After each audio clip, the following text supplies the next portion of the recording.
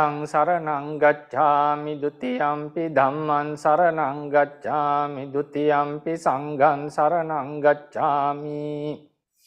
Dutiyampi buddham saranam gacchami. Dutiyampi dhammam saranam gacchami.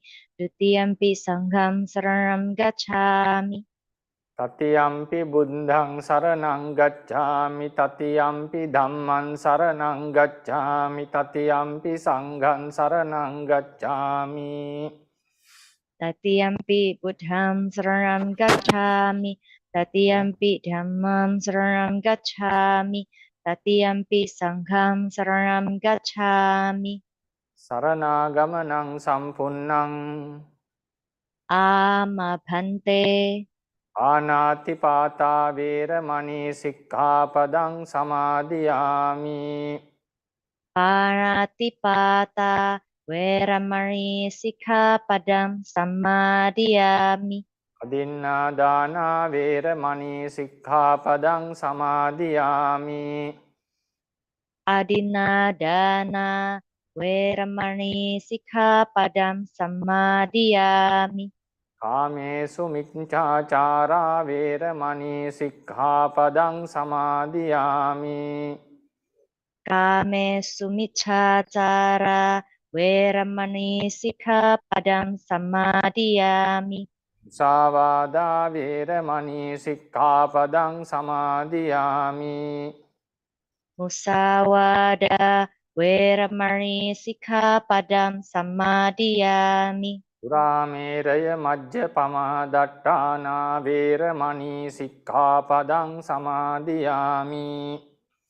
Surameraya majjapama dattana veramani sikkhapadam samadhiyami. Sabbe satta avera hontu. Sabbe satta awera hontu. Abhyapajja hontu. Abhyapajja hontu. Anigha hontu. Anigha hontu. Sukhe attanam pariharantu. Sukhi attanam pariharantu. Dukkha muccantu. Dukkha muccantu. Yatha ladda sampattito ma vigaccantu. Yata lada sampatito ma wigaccantu. Kammasaka. Kammasaka. Charanena saddhiṃ pañcasīlaṃ dhammaṃ sādhukaṃ surakkhitāṃ katva appamādena sampādē tabbang. Amabhante.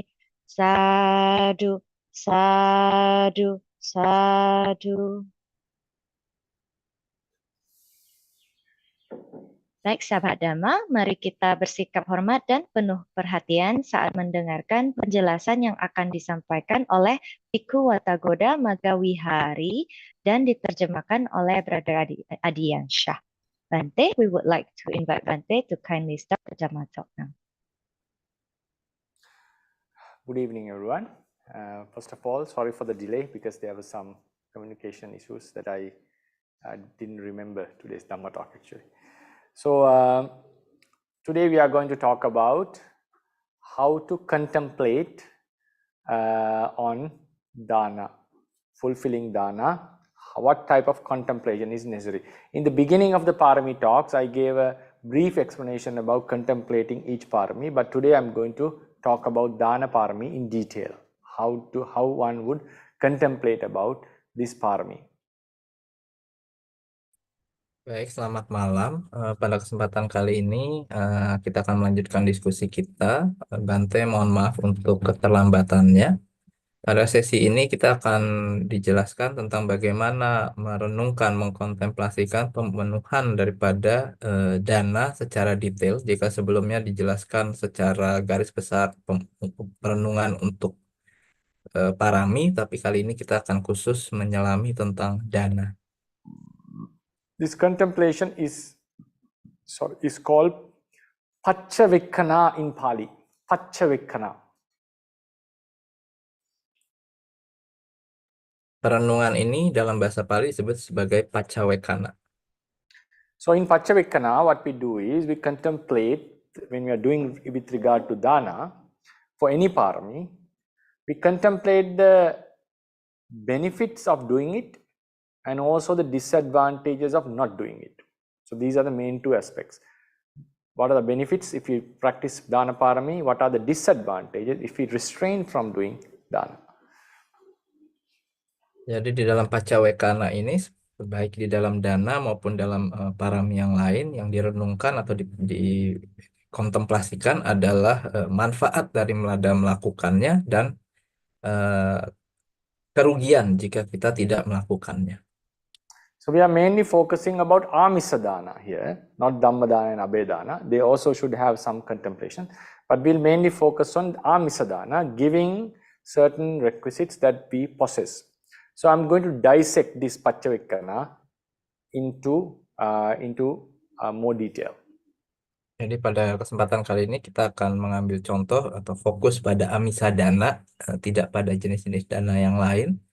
Āmisa dana yaitu memberikan barang-barang kebutuhan yang kita miliki. Āmisa dana is offering the things, requisites or physical goods that someone possesses. So therefore, there are few obstacles. Now, doing Paccavakkana, we overcome the obstacles of doing dana. So one of the biggest obstacles of dana Pāramī is the high consideration about one's wealth. If we consider our wealth as such something that is very important, that without which we cannot live, then it is very difficult to offer that. Then another difficulty, another obstacle for dana is the attachment towards the wealth. So they seems like the two sides of the same coin, but here we are going to we will see how the consideration is affecting. If we keep it in a pedestal, we keep someone in a pedestal, we regard the person as of high quality. So if he starts to respect the wealth, if we esteem the wealth, if we try to consider wealth as something very important without which we cannot live, then it's very difficult to abandon it. Then we have to consider about the defects of getting attachment to it. So we are focusing, one is external focus, one is internal focus. So we have to consider, we have to change our perception about the wealth, and we have to consider about our attachment towards wealth.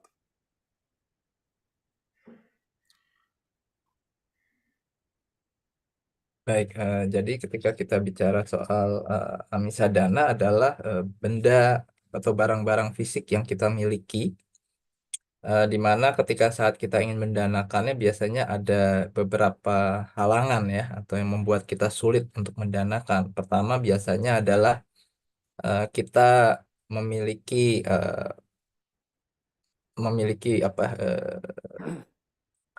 perlu memikirkan ulang ya, banyak memikirkan ulang. Karena jika kita berikan ini, mungkin kita sendiri nggak cukup untuk hidup kita gitu ya. Jadi memang ini adalah barang yang kita juga butuh atau yang kita miliki, tapi kita juga butuh. Yang kedua adalah kita memiliki kemelekatan yang tinggi atas kekayaan. Nah ini di sini kita akan dijelaskan tentang bagaimana perenungan ini bisa meredakan daripada dua penghalang ini. Tentunya bagi beberapa kita memang menaruh kekayaan itu dalam urutan yang tinggi. Kita mengagungkan kekayaan, beberapa menganggapnya bahwa tanpa ini kita tidak bisa hidup ya, tanpa barang harta benda gitu ya.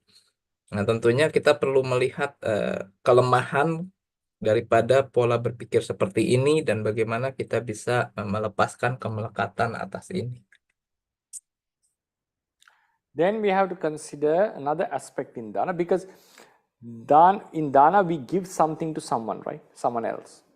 That actually to be for act to be dana, we have to abandon our stuff or the things for the benefit of someone else. So then afterwards the other person will be benefiting out of our donation.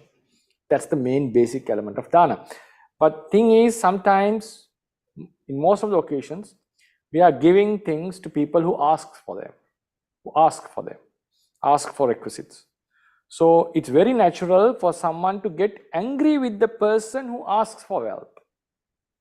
So if you get angry with the beggar, one who requests, this is also an obstacle, because when you are angry at someone, when you are angry with someone, it's very difficult to give them something. So it's also mentioned in the books, if you have strong disliking towards someone, one of the best ways to overcome is to give something to that person and also accept something given by that person. When you give something to someone, it's very difficult to do it keeping resentment, keeping anger. At the same time, when you receive something from someone, it's very difficult to keep your grudge. So it's important that when someone asks for something, it's important not to get angry with the person. So we have to change our perception regarding the beggars. We have a common general perception as that we don't like the ones who beg for something. This is an obstacle to fulfill the dana parami. So we have to change the perception regarding the ones who are asking. So we are talking about now few aspects. We have to change the perception regarding the wealth. We have to change the perception regarding our attachment towards wealth, because attachment is considered something important in day-to-day life, especially in lay life. Because one would say without attachment to your family, without attachment to your wealth, you cannot progress. There should be some attachment to achieve something. The liking, desire should be there. So we have to consider, we have to reconsider about it. And also we need to reconsider about the people who are asking for something. Baik, jadi ketika kita mempertimbangkan dalam hal ini, tentunya kita paham bahwa amisadana ini adalah memberikan sesuatu barang fisik yang kita miliki untuk kebaikan orang lain yang membutuhkan. Kebanyakan dari kita memberikan kepada orang yang meminta. Jadi ada tindakan aktif meminta. Biasanya memang kadang mudah sekali bagi kita itu untuk merasa sebel, benci, marah ya kepada mereka yang meminta gitu. Nah, ini membuat suatu halangan bagi pemberian dana. Karena salah satu halangan terbesar daripada pemberian dana adalah jika kita merasa terganggu, merasa sebel dengan kesal dengan orang yang meminta. Maka kita berarti harus juga selain mempertimbangkan bagaimana kita mempertimbangkan soal kepemilikan harta, kebutuhan kita akan harta yang akan didanakan, kemelekatan kita akan kekayaan, kita juga harus mengubah perspektif kita tentang orang yang meminta. Malah di dalam kitab dikatakan bahwa jika kita ingin meredakan rasa kesal atau kebencian kita kepada seseorang, yang paling mudah dilakukan adalah dengan memberikan suatu benda kepada orang tersebut atau memberikan benda yang diminta oleh orang tersebut. Jadi ini adalah salah satu teknik latihannya. Maka Bante bilang tadi adalah sangat penting bagi kita untuk tidak merasa jatuh pada rasa kesal atau benci atau marah kepada orang yang meminta bantuan kita. Kita harus mengubah persepsi kita tentang orang yang meminta bantuan ini. Lalu juga tentunya kita harus mempertimbangkan tadi dalam dunia nyata ini, maka attachment, kemelekatan, rasa suka, kebutuhan akan kekayaan ini dianggap sebagai sesuatu yang dibutuhkan untuk kita bisa maju dalam dunia ekonomi.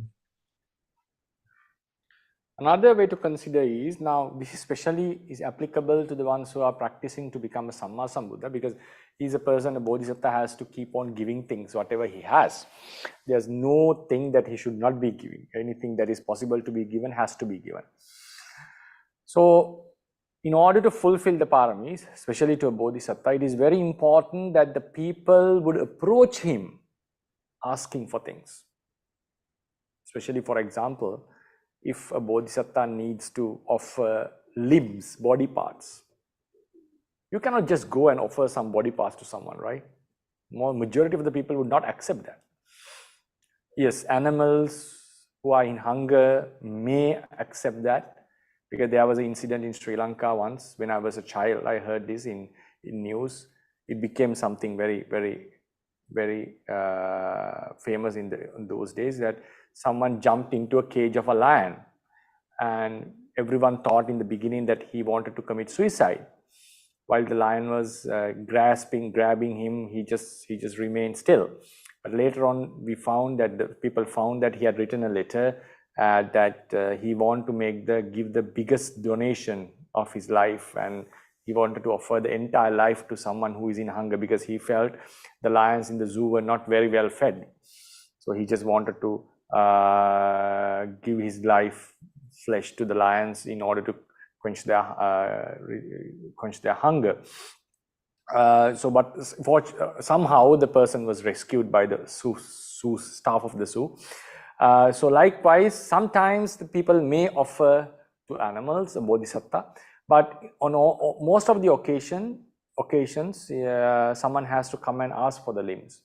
Only then he will be able to give. So it's important for a bodhisattva to maintain a status that beggars would approach him.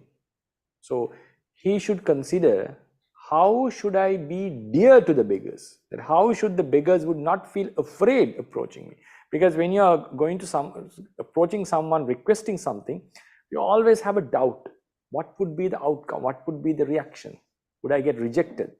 Would the person scold at me? Would I end up being embarrassed? So always the receiver is the one who requests is in a lower position. So therefore, it's important to reconsider about ourselves. How would the receivers perceive us? Am I dear to them? Do they feel comfortable coming and asking? Yes, if I don't have, I would say, very sorry, at the moment I cannot afford you. That's okay. But still, do they feel comfortable asking from me? That's very important. So once we are, if someone is really fulfilling Dana Pāramī, the ones who are receiving should feel that it is okay to approach this person and request. If he cannot, he will say directly he cannot.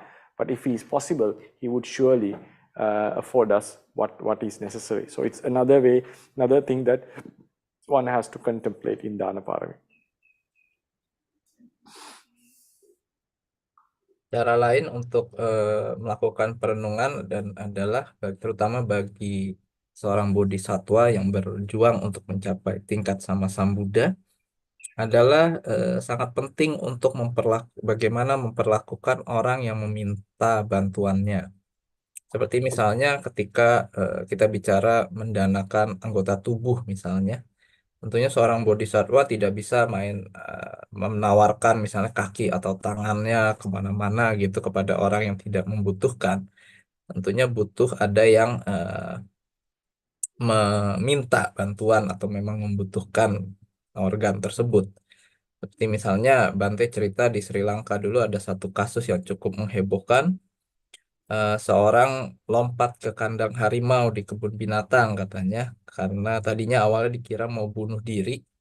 Tetapi ternyata beliau ini katanya ingin mempraktekkan dana parami ya untuk memberikan seluruh hidup dan anggota tubuhnya kepada yang lapar gitu ya, karena nggak ketemu orang lapar yang mau makan anggota tubuhnya, maka kemudian dia memutuskan untuk lompat ke kandang singa ya tadi, singa atau harimau tadi.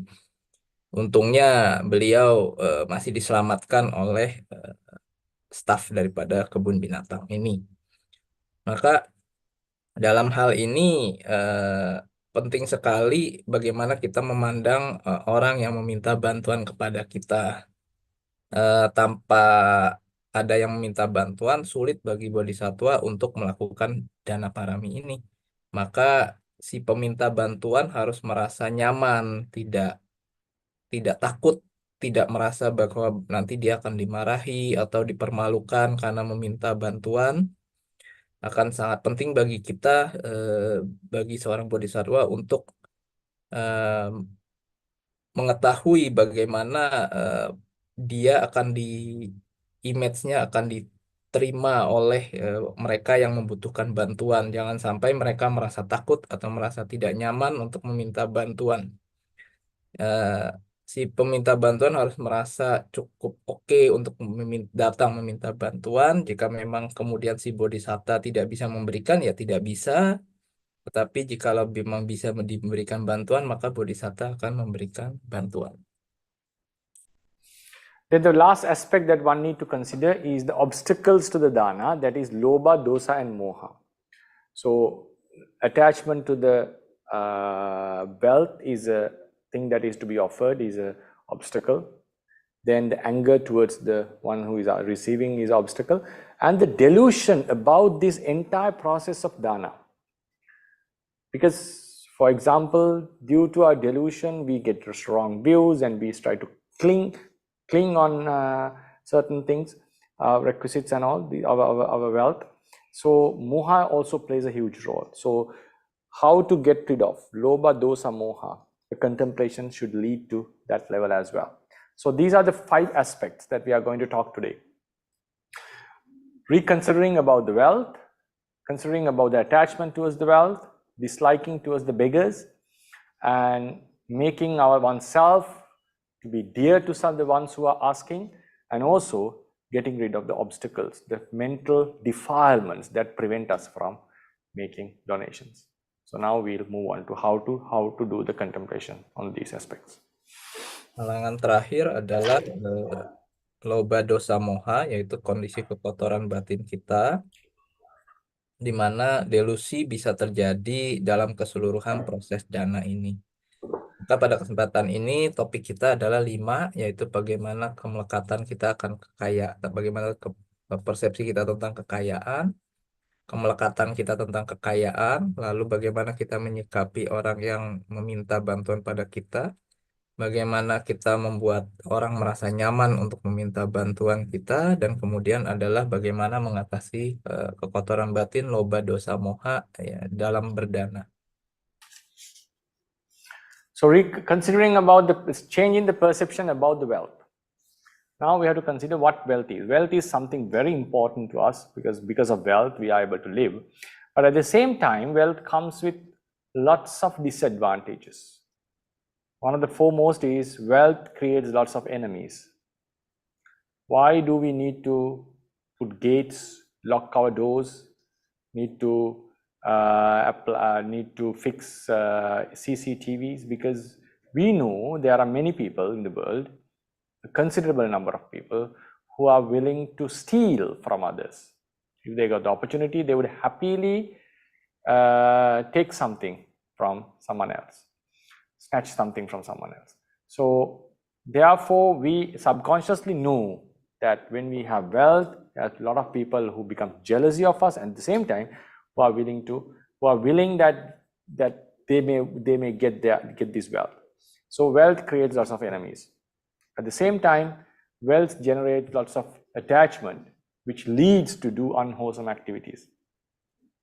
And at the same time, wealth gives lots of hardship, lots of troubles, because we tend to, because in order to earn the wealth, one has to work so hard, and spending the wealth that one has earned is also some sort of suffering. Yes, we know by spending wealth, we get what we want. At the same time, we know that something has gone from our wallet. So that's why we are cautious how much I'm going to pay for this and this, because there's a subconscious battle going on. When we are going to buy something, we always consider, is it worthy the amount that I'm going to pay? So what is the philosophy behind it? Is spending the wealth, spending the money that we have is a suffering. We don't like it. We want to keep it for ourselves. But just keeping the wealth for ourselves is not going to do anything. It's not going to do anything, because you cannot eat wealth, you cannot drink it, you cannot sleep on it. You have to buy a bed to sleep comfortably. You have to buy a house to live comfortably. You have to buy food to eat and be healthy. So when you are accomplishing your comforts, getting your comforts, from one side, the wallet is getting empty. So this creates a kind of a dilemma in us. I think once who are spending, if you think very, very attentively, when you're going to buy something, when you think about your pleasures and all this, it's obvious. So spending the wealth is also a sort of suffering. Working to earn the money is a suffering, but in the end you get the prize, but you know it's a hard process. In order to get the wages at the end of the month, salary, you have to work the whole month, right? If you take leaves, the salary will be cut accordingly. Then spending is also a suffering. Then in the end, whether we spend or not, finally we have to be, we get departed from the wealth. It's obvious, either with our death or the destruction of the wealth. So wealth is a thing that creates lots of enemies, and it gives a lot of fear to us. At the same time, it brings lots of hardship, palibodha, in order to earn it while we are spending it, and also while in the end when we depart from. And another point is, while we are protecting it, it also gives you lots of mental torture. One is so afraid and to work so hard to protect the wealth, especially guarding it with all the capacity. In order to guard the wealth, you have to spend the wealth again. So this is a vicious cycle. The wealth does not give comfort to the mind. It never gives the ultimate comfort. But if someone asks, can we live without wealth in the Leela? No, you cannot. Obviously, you need wealth. So when we think about the downsides of the wealth, then it would become easier to sacrifice this wealth. Jadi ketika kita berbicara tentang kekayaan, bagaimana kita memandang kekayaan, harta benda ini, tentu kita paham bahwa memang harta benda, kekayaan sangat penting. Kita tidak bisa hidup secara normal di dunia ini tanpa harta benda atau kekayaan. Tetapi kita perlu juga mengetahui, merenungkan bahaya daripada harta benda, kekayaan ini. Pertama adalah kekayaan mengundang musuh. Terbukti bahwa kita memasang kunci, masang gembok, masang CCTV, karena secara di bawah sadar kita tahu bahwa kekayaan harta benda yang kita miliki ini akan mengundang kecemburuan, keirian daripada orang-orang di sekeliling kita, yang kemudian akan bisa menggoda mereka untuk kemudian mencuri, merampok harta benda yang kita miliki. Maka kekayaan harta benda itu dikatakan mengundang musuh. Yang kedua adalah jerih payah yang harus dikerahkan. Untuk mendapatkan kekayaan harta benda, kita bekerja keras, lalu juga bahkan memakai daripada harta kekayaan ini juga sebetulnya merupakan suatu penderitaan. Kita harus memikirkan apakah worth atau tidak untuk diberikan benda-benda tertentu, karena tentunya kita nggak bisa cuma numpuk uang saja atau kekayaan aja. Kita nggak bisa makan uang, nggak bisa minum uang gitu kan. Kita memakai uang ini, tapi untuk setiap kenyamanan barang-barang dan jasa yang kita miliki, artinya rekening atau ke dompet kita semakin kosong, maka kita bahkan untuk memakai kekayaan ini juga merupakan penderitaan karena banyak hal yang harus dipikirkan. Ini merupakan palibodha dalam bahasa Palinya. Yang ketiga adalah untuk melindungi kekayaan ini. Maka kita kadang merasa khawatir, was-was, stres, takut harta bendanya hilang, takut dicuri, takut kebakar. Maka kita melakukan pelindungan, mencoba sekuat tenaga melindungi harta benda kita. Nah, untuk melindungi harta benda ini juga makan waktu, banyak tenaga, banyak pikiran, dan juga menghabiskan kekayaan juga, karena kita harus spend ya untuk melindungi kekayaan kita.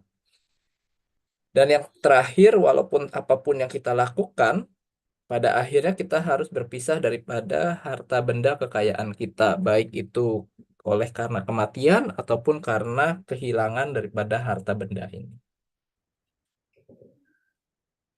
The wealth is also a reason for us to have a lot of increase our defilements. We can see in the world sometimes people kill each other for wealth. Children kill parents for wealth. Husbands kill wives for wealth. Wives kill husbands for wealth. Kings kill citizens for wealth. Citizens kill kings, rulers for wealth. So this wealth is something that appeals all sort of defilements. Attachment to wealth can lead us to do any sort of evil deed. That's why people kill animals, because it's easy money. It's mainly because we are attached to the wealth. Sometimes some may kill animals because they are attached to the taste. Yes, that's also obvious. But mostly in mass productions, they do it for the wealth. So attachment to wealth can makes us to reduce our humane qualities. We may fall into a level of animals sometime, and we may lose all our good virtues. The best benefit one can get out of this wealth is through donation.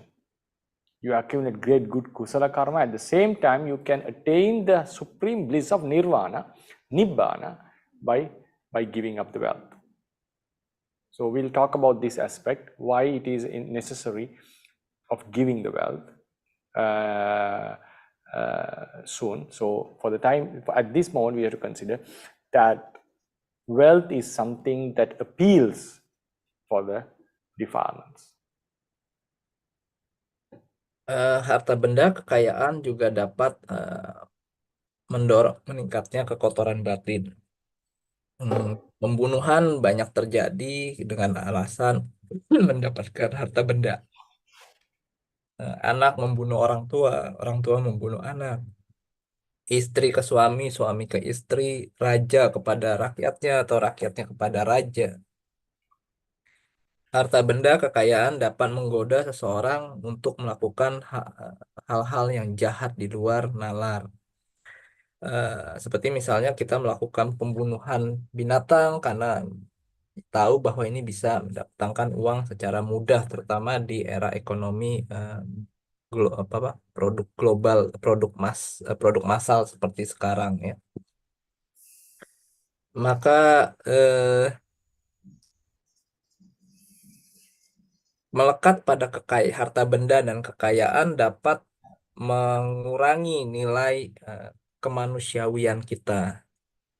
Maka melakukan dana adalah cara terbaik untuk mencegah kita kehilangan sifat manusiawi kita. Bahkan juga bisa mendapatkan kelahiran yang lebih baik dan juga mencapai nibbana.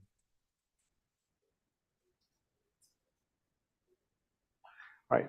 Then another way to contemplate is, now giving wealth is the best way to take away the wealth, because at the death we are going to abandon our wealth and we are going to be born according to our karma.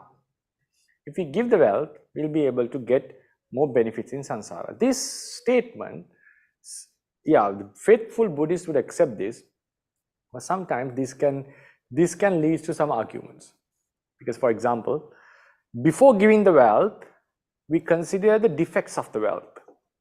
We consider wealth is something that is appealing to lobha, it can create lots of hardship. And sometimes we could say, the best way to take the wealth, that's how Bodhisattva has sometimes contemplated. You want to take the wealth to a samsara, because you are going to abandon it somehow at the end of this life. If you want to take it to the samsara, you give it, you donate it, because then you are going to get more wealth. But since wealth is something that is harmful according to our contemplation, so by giving wealth, what you are gaining is something harmful. So if you analyze this statement, because sometimes Bodhisattva thinks, none of my parents took this wealth when they died, when they left this world. None of my grandparents took any of the pennies. So how should I make sure that I would take all this wealth? Donate it. That's how the Sumedha, Brahmin Sumedha, donated before he went to the forest in search of the liberation. In the end, he got the first proclamation to be the Gautama Buddha one day. So this shows some kind of a contradiction. So how do we clarify this point? It's very important. So this is, if someone thinks that there is no future life, then obviously donation doesn't make much sense unless you are contributing to the welfare of the society, because you are living in the society. If you increase the welfare of the society, that is also going to benefit you, because there's no karma vipaka aspect. So the donation is not that much important as it is for us. Then, but for the Buddhist, they believe in a rebirth. And then another very important aspect is they believe in certain divine worlds in which the lifespan is extensive, very long, lengthy lifespans. Now, living in a human life, we spend few years with human pleasures, and there is a possibility that one may go into a divine realm with divine pleasures with a very long longevity of life. So then the comparison starts. So should I be experiencing these human pleasures and depart from this one day? Or should I, while I'm enjoying this wealth, shouldn't I donate it and get a much greater pleasure which lasts for a long period? So in this comparison, yes, that would be much greater. And in the divine realm, according to our literature, there's the wealth does not create much hardship. In the human world, you have to earn for it, you have to work hard for it, you have to work hard to earn the wealth. And there's lots of troubles, fights, quarrels due to wealth. But in the divine realms, we don't see that much. No other deity will come and steal from one deity. No deities will fight, quarrel for a mansion, because all of them have their wealth got by their past karma. So therefore, divine pleasures, divine wealth is something different from the human wealth. But it is appealing to defilements in terms of when you consider about the jhanas and maggaphala, yes, it's an obstacle, obviously. But so though we contemplate the defects of the wealth, there is another contemplation made by some wise people that the best way to carry this wealth is by offering. So it means pleasures are important. So in order to have a greater pleasure, we should sacrifice this minor pleasure. It's like in order to live a good life for 40-50 years, we have to give up some pleasures at our childhood and study hard, work hard. So when one day we'll get into a good occupation and we'll be able to live happily for a longer period. So in order to live a long happiness, to have experienced a long happiness with a good family life, we give up some pleasures in our childhood. So likewise, in order to attain a much greater bliss in the divine realms, humans would abstain or give up or donate the human pleasures that they possess. That's another consideration. And another consideration would be, when you compare with nirvana, nothing is greater than that. That is the eternal peace. In order to attain this eternal peace, to get rid of the poverty forever, get rid of the thirst for wealth forever, one has to practice the paramis. So offering wealth which is something very dangerous in this regard, by offering it, we'll be able to go to the realm or a place or the state which is free from all dangers. So therefore, donating is considered something good in terms of sansaris aspect and also in terms of attaining nibbana. Baik, jadi ketika kita bicara soal memberikan kekayaan, kita perlu memahami bahwa cepat atau lambat kita akan berpisah dari harta benda atau kekayaan kita, entah itu oleh kematian atau faktor yang lain. Maka dikatakan ketika bicara tentang kematian, karena Buddhis mempercayai tentang kelahiran kembali, maka dikatakan bahwa jika Anda memang mencintai harta Anda ingin menikmati harta kekayaan Anda, Anda tidak bisa membawa harta kekayaan Anda ke kelahiran Anda berikutnya. Tetapi kalau memang Anda ingin membawa, tanda kutip, membawa kekayaan itu dalam samsara, dalam siklus kelahiran dan kematian ini, maka caranya adalah dengan memberikan, dengan melakukan berdana. Gitu. Karena ketika Anda melakukan dana, dan dana yang dilakukan dengan benar, dia akan melahirkan karma baik yang bisa membawa Anda pada kelahiran di alam-alam yang baik, di alam-alam dewa yang baik. Bahkan bisa membawa, jika memang praktek Anda adalah untuk pembebasan nibbana, membawa Anda pada nibbana. Ini seolah-olah ada kontradiksi di sini ya. Tadi di awal kita merenungkan bahwa kekayaan ini adalah sesuatu yang berbahaya gitu kan. Eh, tetapi kemudian kita juga berpikir bahwa oh kalau saya ingin melakukan apa membawa kata kekayaan maka yang dilakukan adalah berdana. Perenungan ini adalah perenungan yang dilakukan oleh Sumedha sebelum beliau mendonasikan seluruh harta kekayaannya. Beliau merenungkan orang kakek nenek saya ketika meninggal tidak membawa harta benda ini sedikit pun ke alam berikutnya. Orang tua saya tidak membawa harta benda ini sedikit pun kepada kematian.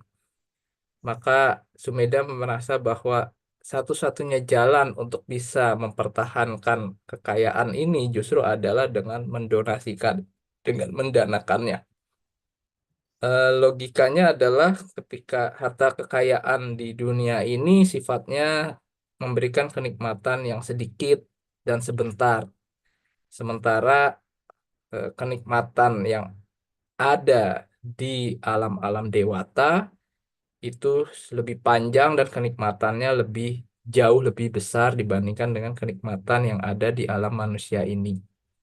Juga di alam-alam dewata tidak perlu capek-capek untuk mempertahankan harta. Jadi levelnya harta kekayaannya kita bicara berbeda di sini. Tidak akan ada dewa yang ingin mencuri harta kekayaan Bapak Ibu di sana. Tidak ada tetangga yang akan iri dengan rumah Bapak Ibu karena semua dewata punya istana yang sama atau punya masing-masing punya istananya sendiri. Maka dari kacamata ini ya pada level awal ini adalah perenungan yang cukup baik bahwa bagaimana kita mengorbankan sedikit kenikmatan saat ini untuk memperoleh kenikmatan di masa mendatang yang jauh lebih panjang, jauh lebih nikmat. Seperti misalnya ketika waktu kecil kita dibilang jangan banyak main, lebih banyak belajar, belajar yang keras, belajar yang disiplin. Kita mengurangi, mengorbankan sementara kenikmatan-kenikmatan jangka pendek untuk kemudian memperoleh kenikmatan jangka panjang di mana kita mungkin bisa peroleh karir yang baik, pekerjaan yang baik ya sehingga kemudian kita bisa memiliki masa depan yang lebih baik gitu. Kita mengorbankan kenikmatan sementara meninggalkan kenikmatan jangka pendek untuk memperoleh kenikmatan jangka panjang gitu ya. Jadi ini adalah salah satu teknik perenungan juga yang bisa dilakukan gitu ya, bisa dilakukan. Kita tapi juga kita bisa membawanya kepada level yang lebih tinggi. Kenapa nggak dibawa ke level misalnya nibana? Nibana tidak ada yang lebih bahagia lagi ya tanda kutip dibandingkan dengan kenikmatan nibana di mana tidak ada penderitaan sama sekali di sana gitu. Nah, jika memang ini yang ingin diraih, maka Bapak Ibu harus mau tidak mau salah satunya adalah mempraktekkan parami di mana salah satunya adalah dana parami. So then how to get rid of the anger towards the beggars? One has to consider these beggars who are asking for certain things are not actually supporting me in order to fulfill my dana parami. If they don't ask for it, I will not have an opportunity to give. So it's better that they are asking me so I can give and fulfill my dana parami. So one day I'll be able to attain attain the final liberation of Nibbana. And also it is helpful for us to attain pleasures in the samsara. So considering this kind of a consideration is very helpful to get rid of the anger towards the ones who are asking, especially the beggars. At the same time, one has to consider if I am very pleasant to them, they will approach me. So then I'll be able to fulfill my Pāramī. So one has to develop metta, loving kindness, and also being very dear to the beggars, and always try the best to fulfill their need. Especially this is very important for a Mahabodhisattva, because he has vowed to become a Buddha one day. In order to be a Buddha, he has to do all types of sacrifices. His life is really amazing. So therefore, he especially has to contemplate the beggars as his friends who are helping him to attain the final liberation. At the same time, he has to make sure that he will be very pleasant to them, so they will approach him more and more.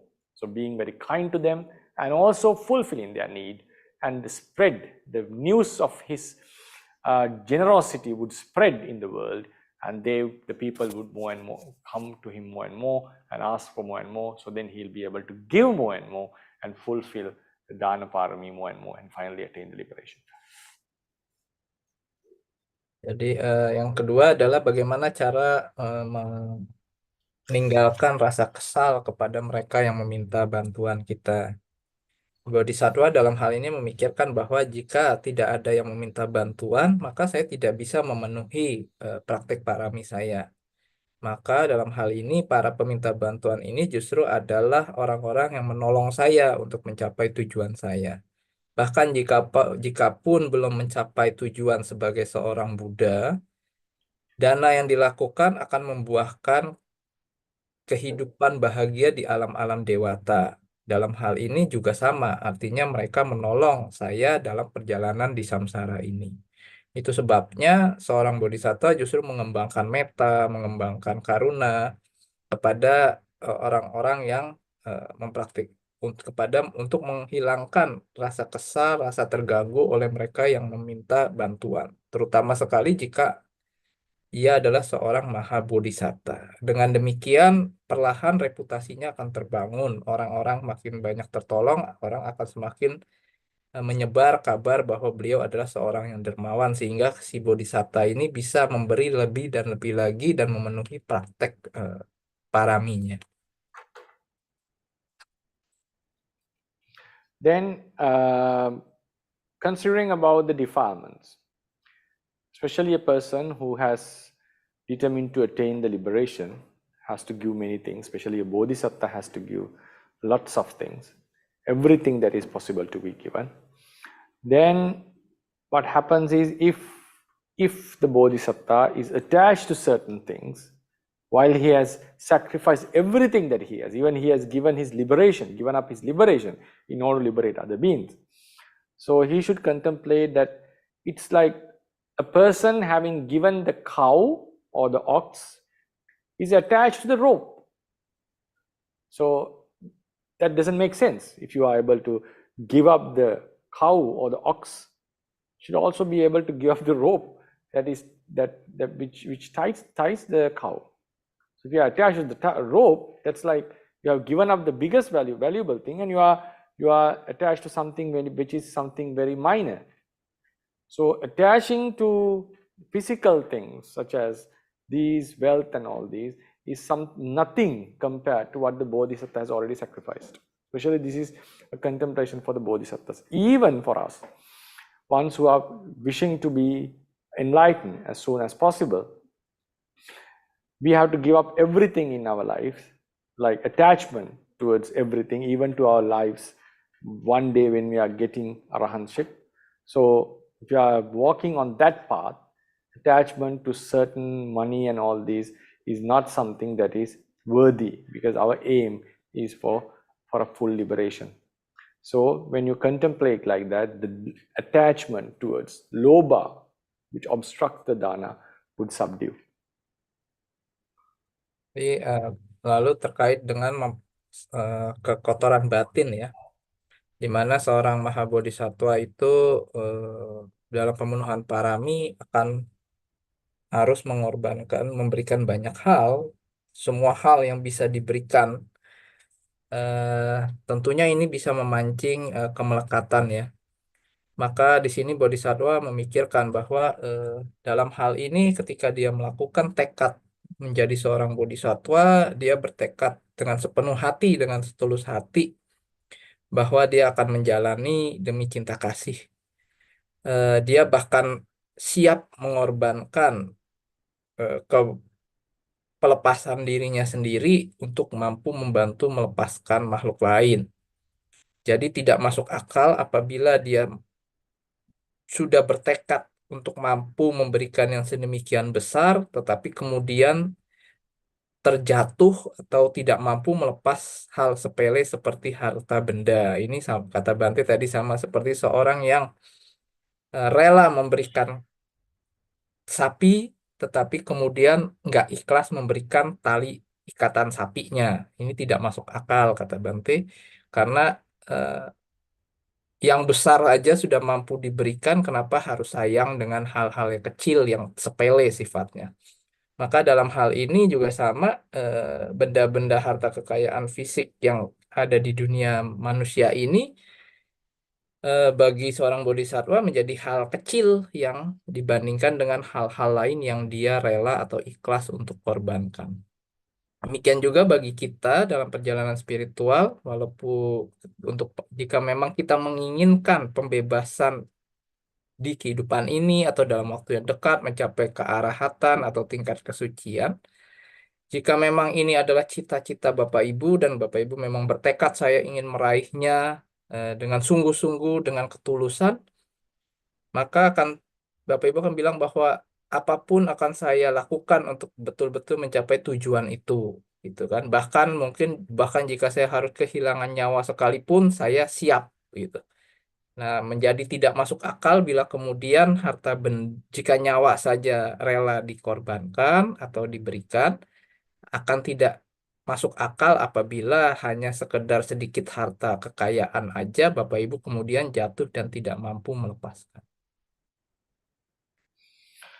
So then, for example, in order to get rid of the dosa, because donation can lead to a lot of dosa, because when you are giving certain things, those things will be enjoyed by someone else later on. Especially when the bodhisattva is offering limbs, that can lead to a lot of anger. So he has to contemplate about a medicinal tree. People take whatever they want from the medicinal tree, leaves, branches, its outer skin, wood, roots, but the tree would not say anything. It would keep on sheltering or give the shelter to the one who is cutting it, as long as it's standing. So a person should think, especially a bodhisattva should think, I'm a person who has decided to shelter the entire world and to liberate beings as much as possible. So why should I have anger towards someone who is taking these things? Because they are helping me. Only because they are accepting, I am able to perform my donation. So while they are actually helping me to attain my liberation or someone to Nibbana, it's not worthy for me to get angry about those people. So when you contemplate like that, the dosa would subdue. Lalu berikutnya yang harus ditekan adalah rasa kebencian atau dosa ya.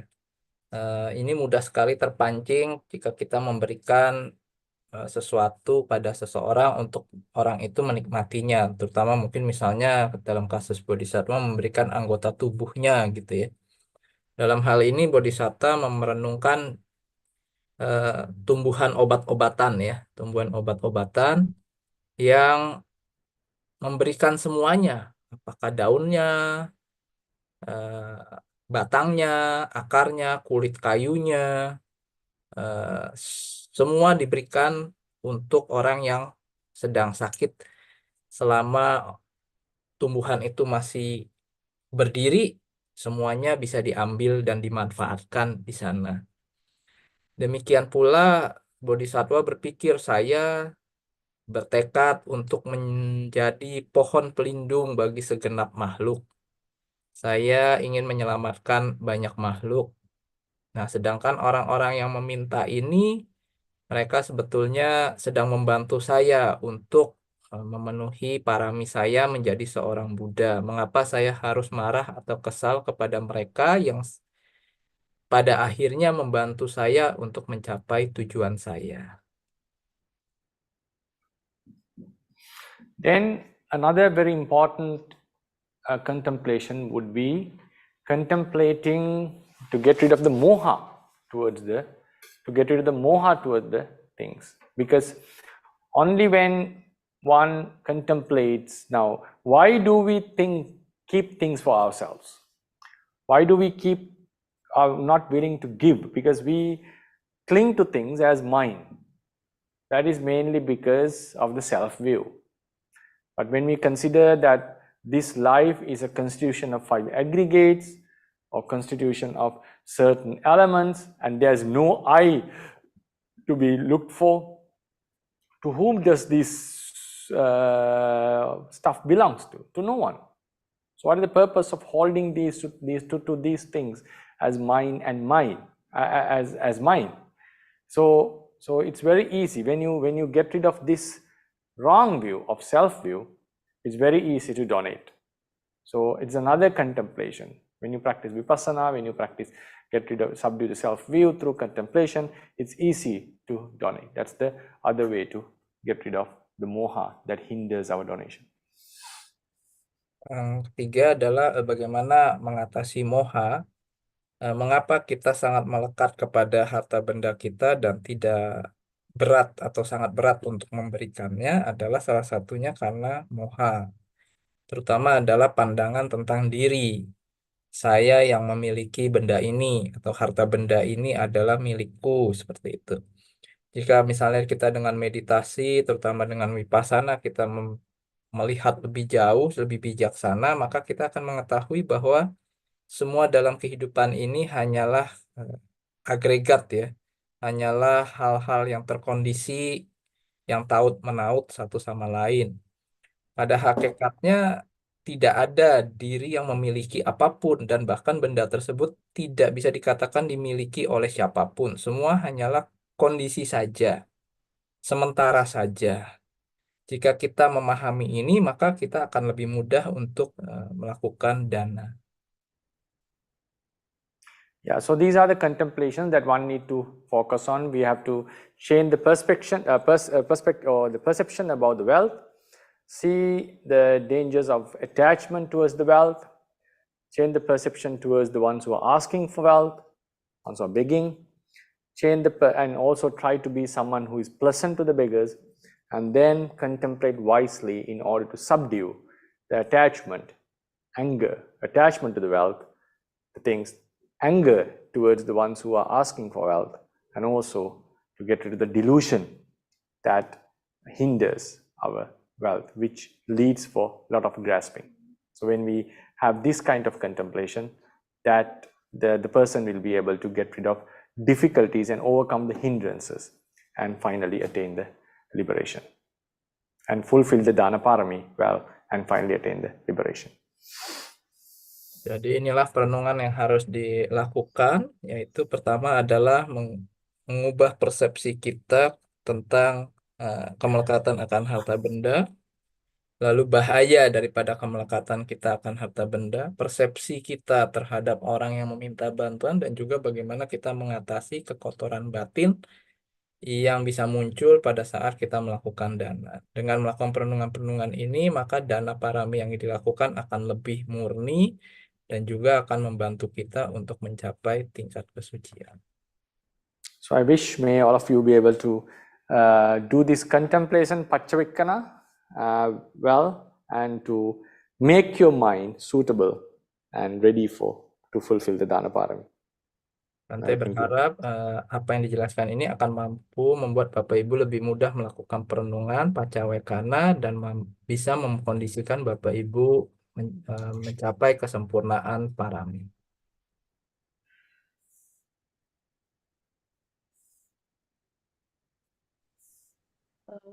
Bante, my name is Viryani. I will guide the Q&A session. Sahabat Dhamma, silakan bertanya langsung via Zoom dengan klik raise hand atau melalui kolom chat. Actually, there are previous questions from the previous Dhamma talks, Bante. So I will read the first question. It's from Brother John Marley. Wandemi Bante, if someone near death, he or she make a last wish for donating every part of he or she body and organ to people who need it after he that does this still count as dana body part, or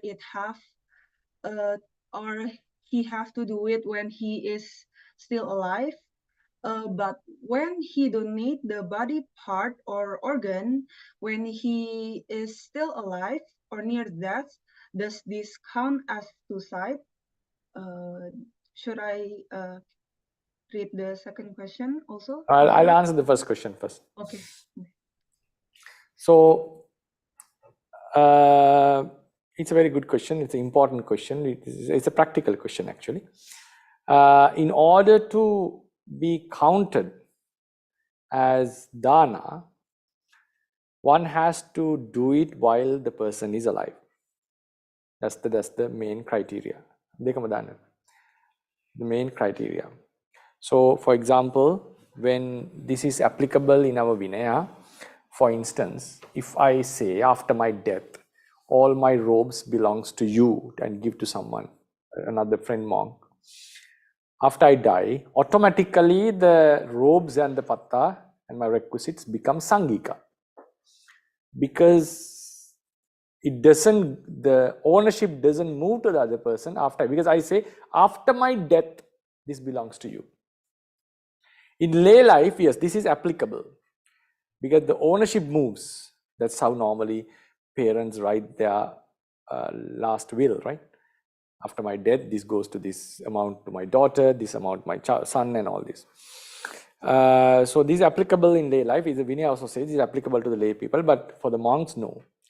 That is the ownership. And how about the dana? Dana is that one has to offer something one possesses to someone else. So it has to be something one possesses. So if one is offering the limbs or the body parts after he has died, that is not a certain sacrifice actually, but it is a wholesome deed. I have to say that it's a wholesome deed because wholesome chittas are happening. But to my understanding, it doesn't fulfill the criteria or the elements of dana. It doesn't fulfill the elements of dana because when you make dana, you lose something. But here, the body doesn't belong to you after the death because the one has already departed. The consciousness has happened in somewhere else. It's not that the consciousness flew to somewhere else. It arose in a different place and it's no longer your own body. So in terms of dana, it's not a full-fledged dana, but it is a wholesome deed because it's a good thought. Then in Tibetan tradition, there is a custom when one dies, in order to give him more merit for the coming life, what they do is they cut the body of the dead person and they give it to the vultures. They give it to the vultures in the mountains. Vultures, the big birds, they come and eat. So do it as a dana. And the purpose is to transfer merits to the someone through a dana. I don't know how much it is. Yeah, it is a sort of a dana. The other people can offer something, the meat of the person. Even it is done. Even these days, it is done of lay people normally. In India, in certain areas where the Tibetan Buddhism is existing. So then the question comes: if someone donates the body parts while he is alive, he or she is alive, is it? Yes, it's absolutely a dana. No doubt about that. Then does this amount to suicide? Suiciding is like, yeah, you can say it's a suiciding, but the attitude of suiciding is the person doesn't like his own life. He wants to end his life because of certain agony. So here what he's doing is he's donating something out of generosity. So as a result, the person dies. So it doesn't have the intention of destroying your own life. For example, if someone starves himself or herself to death, that's suicide. It's an offense for monks. If I start starving, consider that it's better I die soon. It's an offense actually. Even I don't die, it's an offense. So my attempt itself is an offense. And I don't know, in Indonesia, in Sri Lankan law, it's a criminal offense if you try to suicide yourself. So in Sri Lanka, in most of the countries, it's a criminal offense. Because if you survive, then it will not be a very severe punishment. And also, if someone is close by, for example, if I commit suicide while someone is close by, it is his duty to stop. If he doesn't stop, it's an offense for him also in the law. So laws have been prevented for people, has applied for people not to die. But in some countries, suicide is allowed. Some countries, but especially in Switzerland, there is a car actually in which you can go and someone can go and suicide himself. They say it's a peaceful death. Anyway, so different cultures have different approaches. So in Buddhism, suiciding is never appreciated, never encouraged. But donating body parts. Now, Bodhisattva donated his heart, eyes, sometimes the head. Obviously, when you donate your head and the heart, you are not going to live anymore. Hands, ears, nose, yes. Afterwards, you can still live. So these are not considered as suiciding because the purpose is not to end the life, but to serve someone else, donating your body part.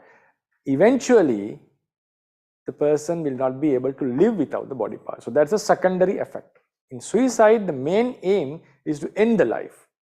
So donating limbs or body parts that would eventually kill the person, kill your own, make your own self die, kill yourself, is not considered as suiciding.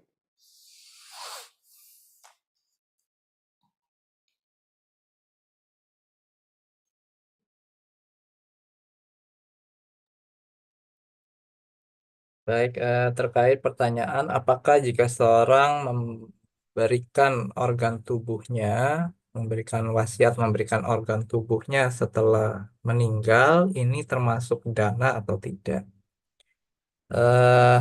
Technically speaking, secara teknikal, kalau kita bicara dana, secara definisi adalah memberikan barang atau sesuatu yang dalam penguasaan, dalam kepemilikan kita. Dengan demikian, ketika kita bicara bahwa setelah saya mati, nanti organ ini didanakan,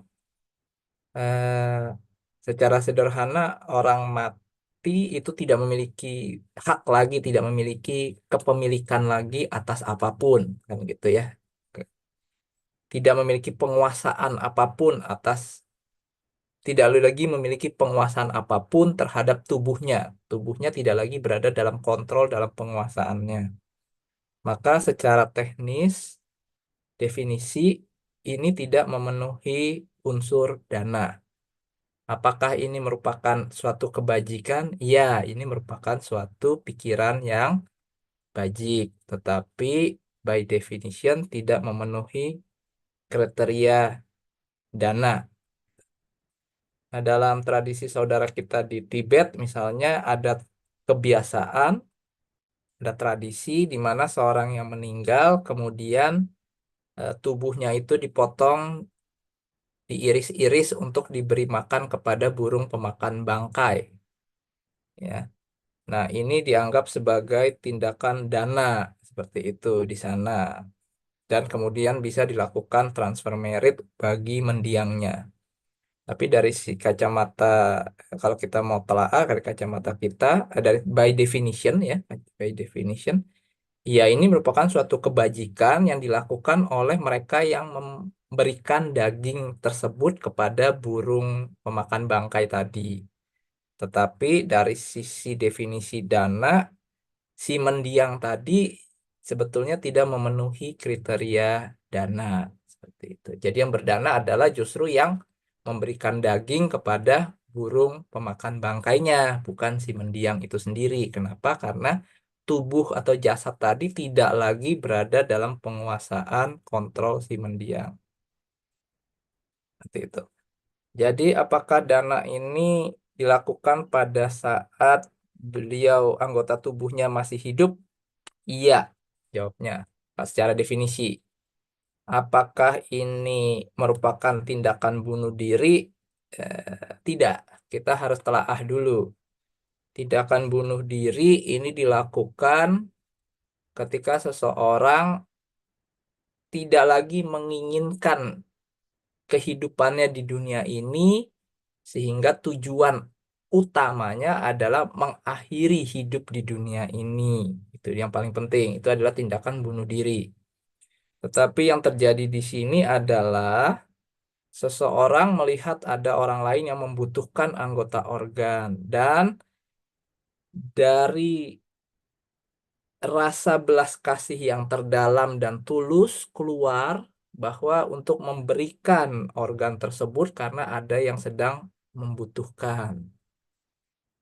Jadi dasarnya adalah cinta kasih, welas asih yang tulus keluar, dan agar organ yang diberikan ini bisa dimanfaatkan oleh orang lain.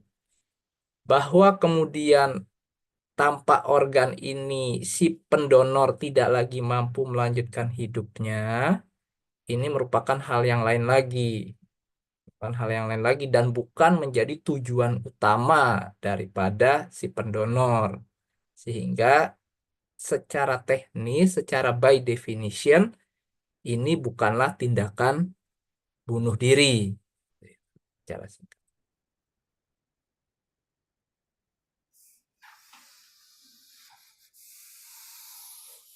Boleh tolong ditayangkan bagi yang siapa?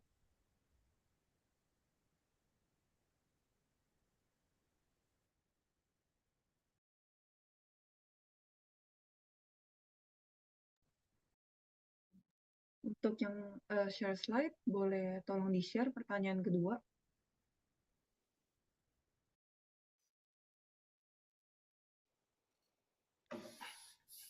The second question, what can we do to make sure we still at the Dhamma path, like practicing Dana, Sila, Samadhi, etc., if we are born in the era which is there is no Buddha teachings, because we are not Bodhisattva. Thank you, Bante.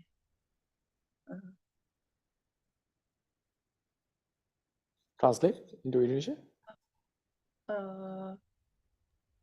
The translation, apa yang bisa kita lakukan atau apa yang bisa kita pastikan bahwa kita berada di jalan Dhamma seperti melatih dana, melatih sila, samadhi dan lainnya apabila kita terlahir di era di mana tidak ada ajaran Buddha karena kita bukan seorang bodhisatta. So the simple answer is there's no guarantee. If there's a way to guarantee that, then it would be very nice. But unfortunately, there is no guarantee. That's why we say this: take the best out of this opportunity. Because when the Buddha's teachings are not alive or not present in the world, it's very difficult for someone to follow the path and understand the path by himself or herself. In Bodhisatta's case, it's applicable to anyone. It's not confined to a Bodhisatta or anyone, because what has happened is, now we should apply why a Bodhisatta is capable of walking this path by himself, even when the Buddhas are not there. That's because of immense practice that he has done. So he has completely changed his mindset, the way of his thinking, because the mind stream continues. Though it's a new mind arising, but the connection is still there. The habits, the karmas, all will carry into the new mind stream. So therefore the effects are there. Even though sometimes he may go astray, he may go into a different wrong path, he may do evil deeds, but it's very easy, very quickly he can come back to the path. That's because of his past merits and the paramis that he has fulfilled. So yes, after he became destined to be a bodhisattva, there's a huge guarantee. Actually, he become destined only when he is certain to walk on the path regardless of anything. That's why the Buddha says he is sure to be enlightened. It's not that he become destined after Buddha has said this, another Buddha has said this. Buddha recognizes at a certain point, because of his past paramis, and when he's reached to a certain juncture, from here onwards, it's impossible that this person would go astray and would not attain the Buddhahood. He's sure to attain the Buddhahood because he has already fulfilled the energy to reach that level. Sometimes we say after you have reached to a certain peak point, it cannot be stopped anymore. For example, if something has reached to the gravity's area of the earth, you cannot stop it. It'll fall into the earth. You cannot prevent it. So there are points of no return. If you reach that area, you cannot come back. So likewise, Bodhisattva had reached that no return point. Then that's why he became destined. Is another point, another thing to consider. Then afterwards, sure, whatever happens, now he will somehow find the path. It's not happening out as a miracle because he has fulfilled the paramis that he will be able to find the way by himself, regardless, even there are no Buddhas. That's the point here. So now, why a Bodhisattva is capable of walking on the path by himself? Because of his immense practice. So if we want to achieve a similar goal, what we are supposed to do is practice as much as possible. When you get the opportunity, do the practice as much as possible. There's a very high possibility that you will be following a correct path even in a era where there's no Buddha. But there's no guarantee here. There's no guarantee. Things could change. There is a very pity story about someone when the Bodhisattva became destined. This is found in Apadana Pali. When the Bodhisattva became destined as Sumedha to become a Gautama Buddha one day, he had a friend. Bodhisattva became an ascetic. This friend went under Buddha Dipankara's dispensation and he became a monk. Then, unfortunately, for some reason, he disrobed. Then, even more unfortunately, he ended up killing his mother.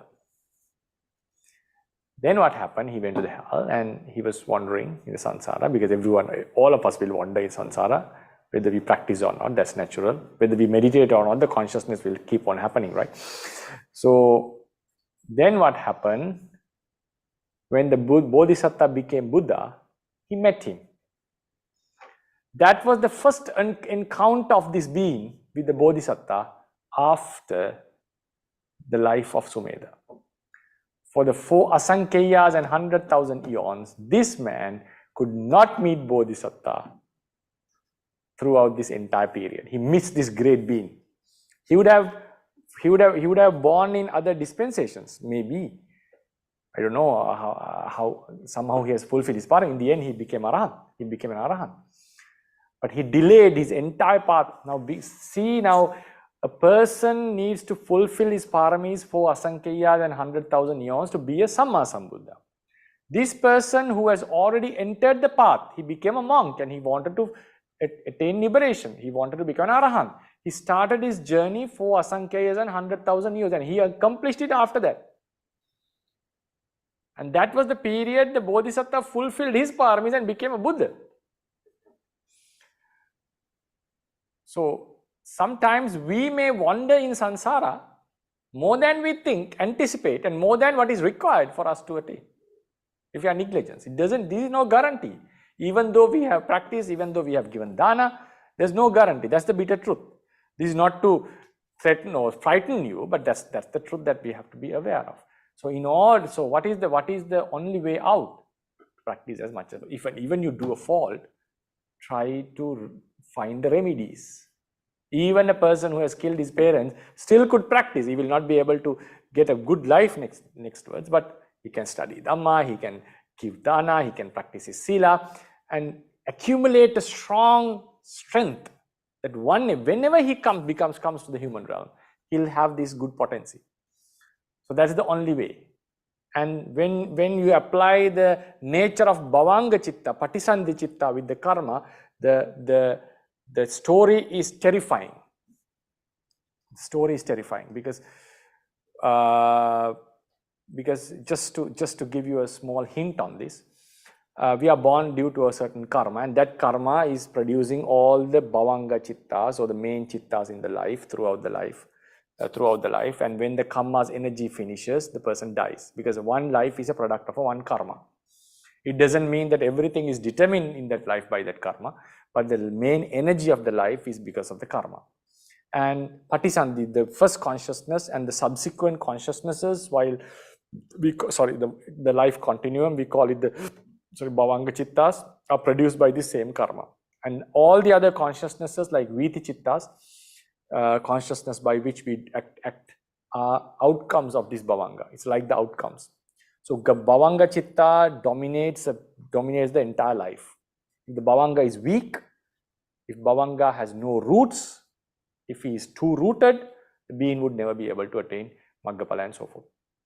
So now imagine a scenario. I'll take myself into this example. I'm preaching this Dhamma. Sometimes I do, not to boast, but I do preach some deep Dhamma. So if I am born with a two-rooted karma next life as a human being, I myself would look into these YouTubes, the talks that I have given, and I would say, I cannot understand these talks. What is he talking about? It is possible. So this shows, right? This shows that because it depends on the karma that we are born with. Because if you are born with three-rooted karma, yes, then the potency would come up, and the person would be able to exhibit his qualities, and he'll be able to achieve certain things, because it's a full karma with full potency. But if I'm born with a two-rooted karma, which doesn't contain wisdom in the patisandhi chitta or bhavanga chitta, I'll never be able to achieve vipassana in that life. So it shows that how dangerous this life samsara is. For example, if I became an animal, obviously I'll not have any idea what this monk has taught. I just look at it like, if I imagine, I would consider it would not happen if I became a dog, for example, in samsara, and look at my own talk, and I would have no idea, no clue what's going on. So that's the danger of samsara. So it shows that there's no guarantee. That's the bitter truth. So only way out is to accumulate you increase the possibilities of good lives. You increase the possibilities of choosing a better path. You increase the possibility of being an intellectually highly advanced being, wise person, virtuous person. It's only by accumulating good, strong karmas as much as possible. When your karma lot is too much, it's a lot, and those karmas are of high God quality, what happens? The possibility of getting higher, greater births are high. So that would be the only way, according to my understanding. Jadi terkait pertanyaan ini secara sederhana jawabannya tidak ada garansi, tidak ada kepastian sama sekali. Maka satu-satunya yang bisa dilakukan adalah ya manfaatkan waktu yang baik ini untuk berlatih sebanyak mungkin, sekeras mungkin, sebisa mungkin. Karena memang tidak ada kepastian di sini. Setelah kematian itu akan seperti apa? Seperti itu. Setelah berakhir kehidupan ini akan seperti apa, itu tidak ada kepastian. Ya. Dalam kasus bodhisatwa misalnya ada sedikit kepastian, tapi ini misalnya ketika beliau mendapatkan ramalan menjadi seorang Buddha nantinya oleh seorang sama sang Buddha, ini justru bukan suatu hal keajaiban atau ramalan, tetapi adalah karena buah daripada atau hasil daripada latihan yang begitu banyak yang telah dilakukan oleh bodhisatta tersebut. di mana akhirnya kebaikan yang begitu banyak dan keburukannya sedikit, sehingga yang mengalir dalam arus karmanya adalah kebanyakan adalah karma-karma yang baik. Sehingga kalaupun beliau terjatuh ke alam yang rendah atau kondisi-kondisi yang tidak baik, dengan cepat beliau keluar dari kondisi tersebut dan kembali ke alam-alam di mana beliau bisa melanjutkan latihannya. Jadi eh, kepastian ini justru bukannya muncul tiba-tiba, tetapi karena figur bodhisattva itu telah melakukan latihan parami sampai level tertentu, sehingga sang sama Sang Buddha melihat bahwa tidak mungkin lagi dengan bekal kebaikan yang segitu banyaknya beliau akan jatuh lagi, tidak mencapai pencerahan. Beliau telah mencapai tadi sila Bante point of no return ya, udah titik nggak bisa, titik aman yang nggak mungkin jatuh lagi dari sini gitu.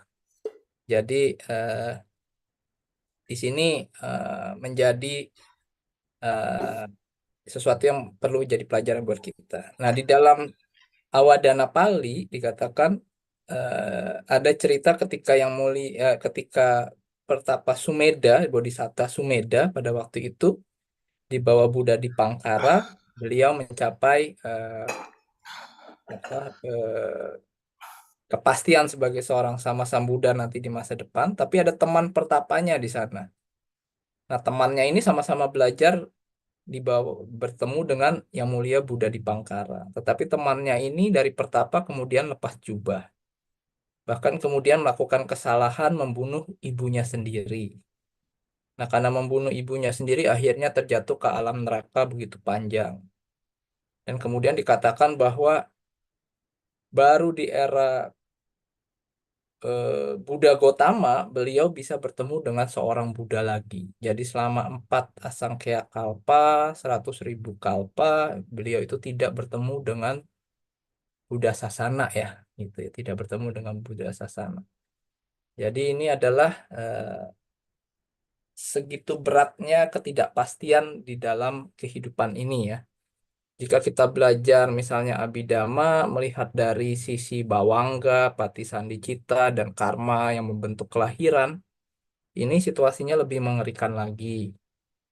Bante tadi menjelaskan bahwa dari sisi Abhidhamma dikatakan bahwa kita terlahir karena suatu karma tertentu gitu ya, di kehidupan terakhir, di momen terakhir, kemudian satu karma tertentu akan memiliki kekuatan untuk energi yang kemudian melambungkan kita kepada kehidupan selanjutnya. Ini disebut sebagai bawangga. Kehidupan akan berlangsung selama energi karma ini ada. Setelah energi karmanya hilang, maka kehidupan kita akan berakhir. Lalu yang disebut sebagai cita witi, ya, witi ini adalah yang berakibat daripada kontak-kontak indera, itu muncul berakar daripada bawangga ini sendiri. Nah, yang repotnya adalah bawangga ini ada yang 2 akar, ada yang 3 akar.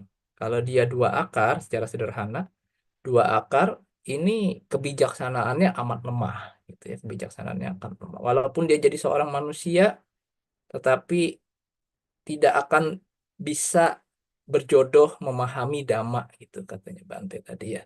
Bahkan kalau kita Bante misalnya nanti katanya Bante di kehidupan selanjutnya tidak beruntung, jadi dengan 2 akar, nanti dengar rekaman Bante di sini, begitu dengar lagi juga nggak paham apa sih yang diomongin ini. Ya, seperti itu ya. Tidak bisa berwipasana, tidak bisa bermeditasi dengan baik ya. Gitu. Nah, tapi kalau memang 3 akar, ya bisa punya potensi untuk memahami Dhamma, bisa potensi untuk kebijaksanaan, berwipasana. Atau simpelnya kalau kita terlahir katakanlah sebagai hewan, sebagai seekor anjing, ketika mendengar ceramah seperti ini, ya tidak akan bisa memahami apa-apa yang disampaikan oleh Bante pada saat ini. Maka yang terbaik adalah berusahalah sekuat mungkin, sebisa mungkin manfaatkan waktu dalam kehidupan ini agar bisa memberi kondisi untuk menjadi makhluk dengan kebijaksanaan yang lebih tinggi. Sehingga kemudian jika kebaikan yang Bapak Ibu lakukan itu banyak, maka tentunya istilahnya kayak slot-slot gitu ya, kayak slot-slot kebaikan itu benih-benih kebaikannya banyak, lebih banyak daripada benih keburukannya, maka kemungkinan besar daripada benih baik ini untuk berbuah itu akan jauh lebih besar. Tetapi itu yang bisa dilakukan hanyalah berusaha sebisa mungkin melakukan kebaikan sebanyak-banyaknya, tidak ada garansi di sini.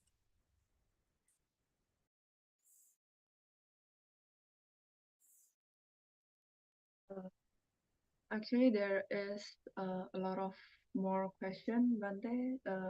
Get the one question. Okay, one more question. Because I will be having a Dhamma talk in another half an hour. Okay, Bante. Okay. Okay, the last question, Wandami Bante. Bodhisattva has no limit in doing dana. We as a lay devotee, do we have limitations towards dana? Anumodami Bante. Wandami Bante, Bodhisattva tidak mengenal batasan terkait dana.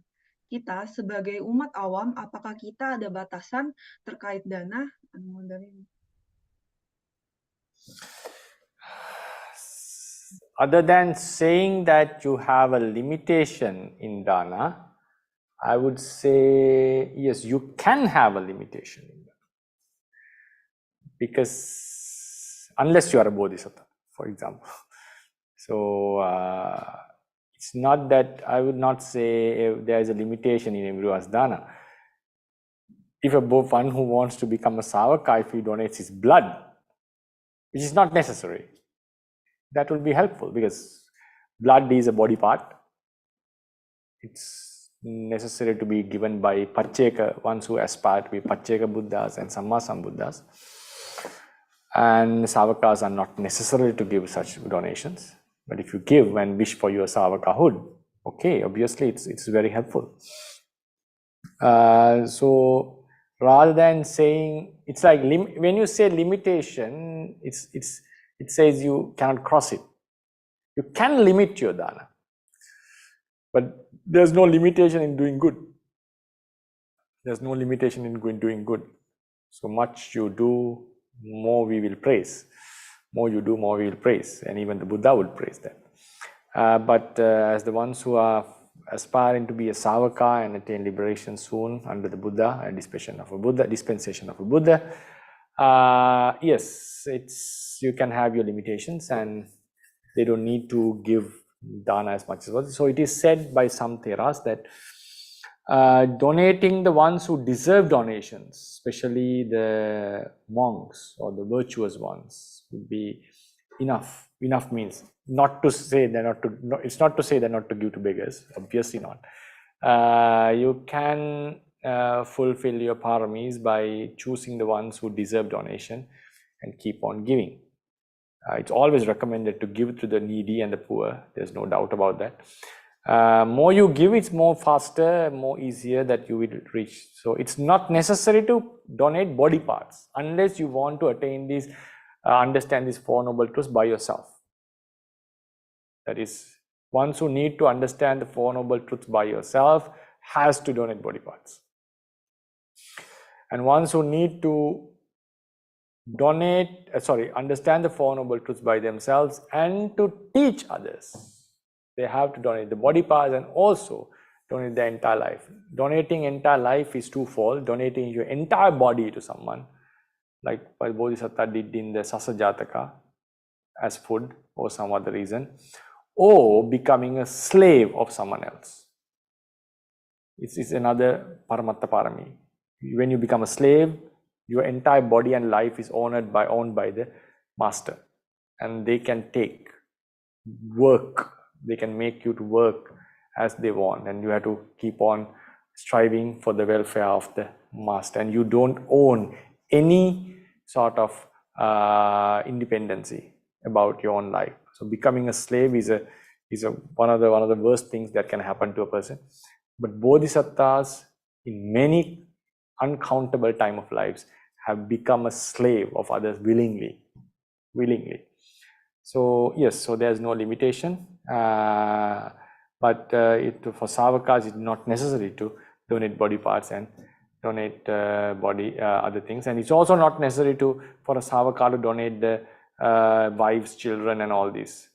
Right? So normal donations would suffice their liberation. That's why the difference is there. The difference between a Buddha and a Savaka is so great because of the amount that he is fulfilling. And one more thing.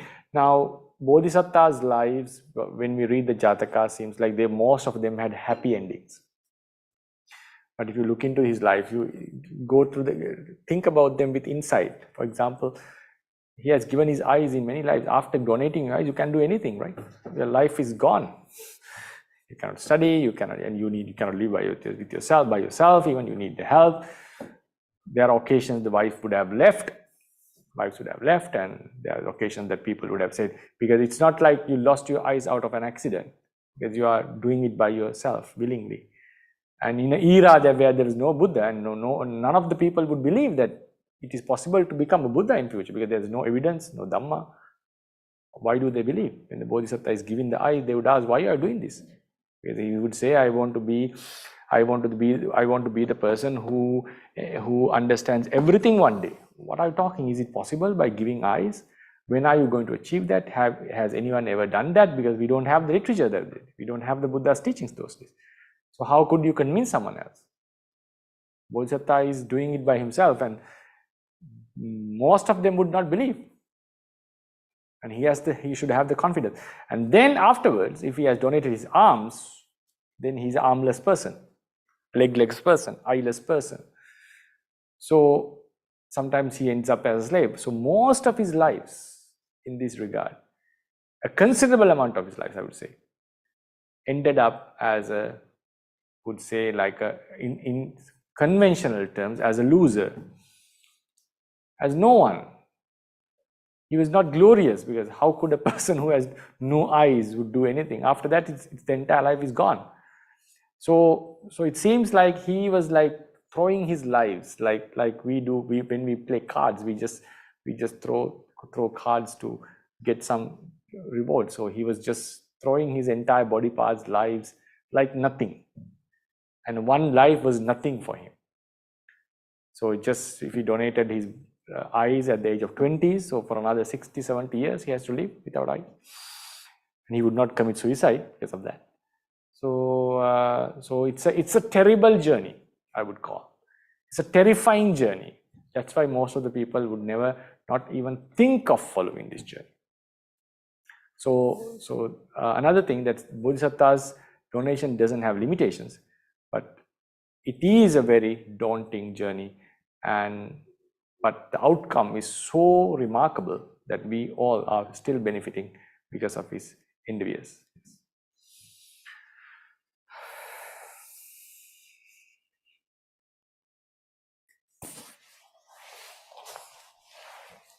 Baik, jadi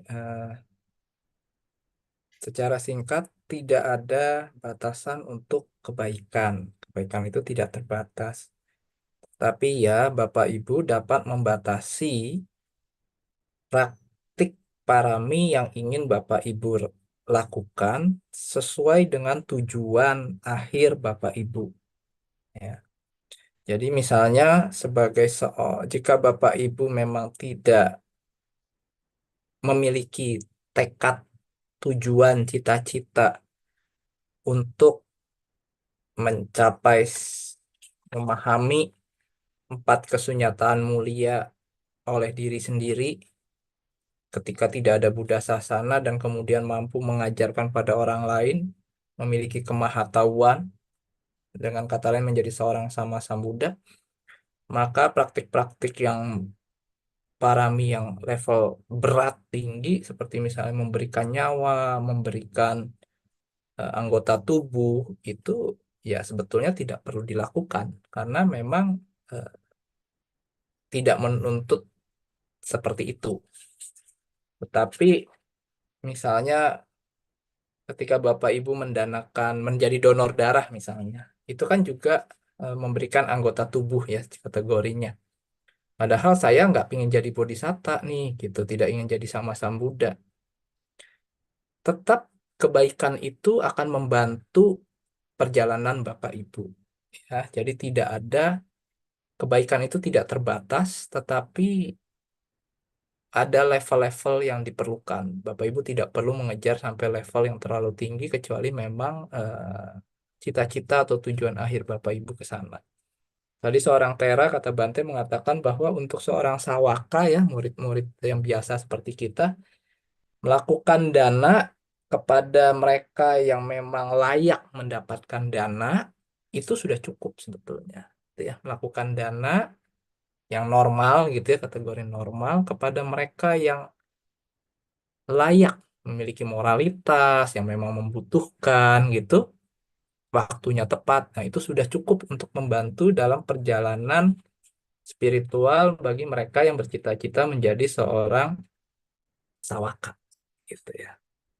Nah, tingkat-tingkat paramidana yang level tanda kutip level tinggi ya, itu diperlukan hanya jika Bapak Ibu memang ingin menjadi seorang sama-sambuddha.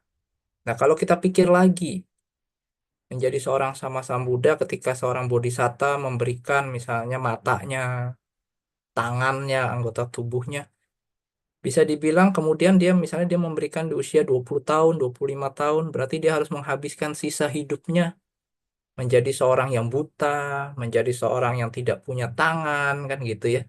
Di era yang tidak orang banyak tidak mengerti tentang praktek Buddhisme, tidak mengerti soal parami, tidak mengerti soal 4 kesunyataan mulia gitu kan. Ketika orang bertanya, kenapa Anda melakukan itu? Oh, karena saya ingin memahami ini dan itu, memahami 4 kesunyataan mulia dan lain-lain. Orang nggak ada yang paham. Anda melakukan apa? Anda ngomong apa ini di sini gitu.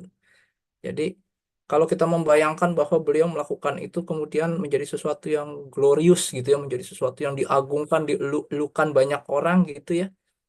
Kalau kita telaah lagi, nggak seperti itu gitu ya. Beliau akan menghabiskan sisa hidupnya sebagai seorang yang cacat gitu ya. Buta, tanpa tangan, tanpa kaki misalnya seperti itu. Dan hidupnya seolah-olah ya hancur begitu aja dalam kehidupan itu kan. Nggak bisa menjadi apa-apa. Tadi kata Bante istilahnya menjadi loser aja gitu dalam kehidupan itu. Nah, inilah pengorbanan yang berat yang dilakukan oleh seorang bodhisatta. Ya. Kalau bagi orang awam mungkin ngelihat bahwa orang ini buang-buang hidupnya sia-sia gitu ya. Buang-buang hidupnya dengan sia-sia di di wasting gitu ya, disia-siakan seperti itu. Nah, bagi bodhisatta satu kehidupan itu nggak ada apa-apanya. Menderita satu kehidupan itu nggak ada apa-apanya dibandingkan tujuan akhirnya untuk mencapai pemahaman 4 kesunyataan mulia dan bisa mengajarkan banyak makhluk. Jadi jalur bodhisattva ini bisa dibilang adalah jalur yang mengerikan. Bagi banyakan orang nih jalur yang mengerikan, menakutkan gitu ya. Tidak semua orang bahkan kepikir aja enggak untuk menjalani jalur ini karena sedemikian berat, dan tidak semua orang harus menjalani jalur yang berat ini. Nah, itu bahasanya. Tidak semua orang wajib menjalani jalur yang berat ini. Tetapi memang dari jalur yang sangat berat ini, hasil akhirnya itu memang sangat baik sekali. Termasuk kita saat ini yang masih bisa menikmati manfaat jerih payah daripada yang mulia Buddha Gotama pada saat.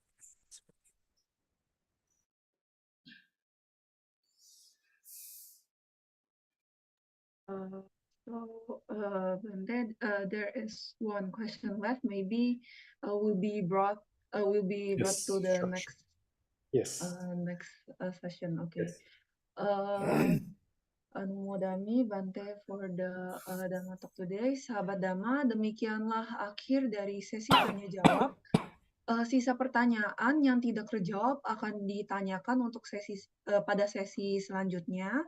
Terima kasih atas partisipasinya. Sister Cecilia, silahkan. Terima kasih Sister Beliani. Sahabat Dhamma yang berbahagia, mari kita semua bersikap anjali dengan segala kerendahan hati. Mari kita memohon maaf kepada Bante atas kesalahan yang pernah kita lakukan, baik melalui pikiran, ucapan, dan perbuatan sebelum dan selama acara malam ini berlangsung. Bante, if we have done something wrong in the past and present, whether intentionally or unintentionally, through actions of our body, speech, or mind, may we sincerely, humbly, and respectfully ask for Bhante's forgiveness.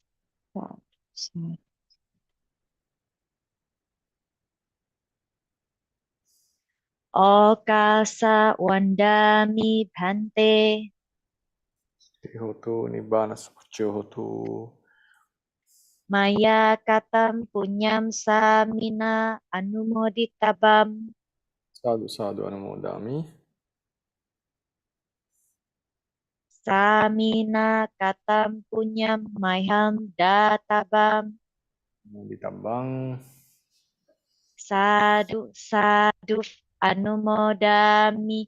Okasa dwaratayena katam sabam acayam hamatame Bhante.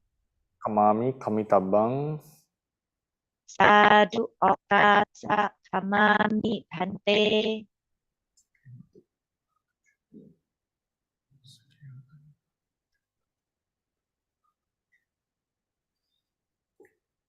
Sahabat Dhamma, mari kita limpahkan jasa kebajikan yang telah kita lakukan dengan pelimpahan jasa yang akan dibimbing oleh Bhikkhu Watagoda Maggavihā. Mari kita semua bersikap anjali. Bhante, we would like Bhante to please guide us for the sharing merits and aspiration recitation. Okay, we shall conclude our talk, and may all of you be able to attain liberation with the merits that is gained through this, listen to this talk. Thank you for Sister Siciliani for inviting, and Adyansha for his translation, and Viryani for his good Q&A session. And may all of you who participated, listened, will be able to fulfill your paramis and attain Nibbana as soon as possible. Ettavata ca amhehi sambhatam punya sampadang sabbe devanumodantu sabbe bhutanumodantu sabbe sattanumodantu sabba sampatti siddhya idang vo ñātīnaṃ hotu sukhitā hontu ñātayo idang vo ñātīnaṃ hotu sukhitā hontu ñātayo idang vo ñātīnaṃ hotu sukhitā hontu ñātayo. Idam me punyang asavakkaya vahang hotu. Idam me punyang nibbanassa paccayo hotu. Mama punya bhagang sabba sattanam bhajemi. Te sabbe me samang punya bhagang labantu. Sadhu sadhu sadhu. Buddha sasanam chirantittatu. Buddha sasanam chirantittatu. Buddha sasanam chirantittatu. Sadhu sadhu sadhu.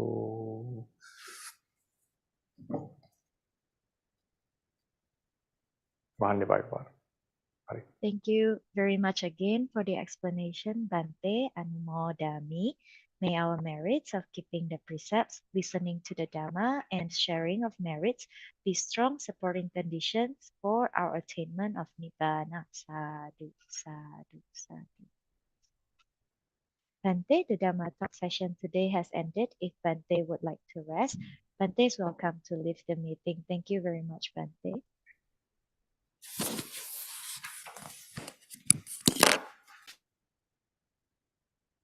Sahabat Dhamma, kami mengundang untuk mengikuti kembali Dhamma Dasana minggu depan yang akan disampaikan oleh saya Daukowida dengan judul Sutta Berkah Utama bagian ke-12, Manggala Sutta Part 12, pada hari Minggu tanggal 3 Maret 2024 pukul 19.30 hingga 21.30 malam waktu Indonesia bagian Barat. Sekali lagi, Dhamma Desana minggu depan yang disampaikan oleh saya Daukowida dengan judul Sutta Berkah Utama bagian ke-12, Manggala Sutta Part 12, pada hari Minggu tanggal 3 Maret 2024 pukul 19.30 hingga 21.30 malam waktu Indonesia bagian Barat.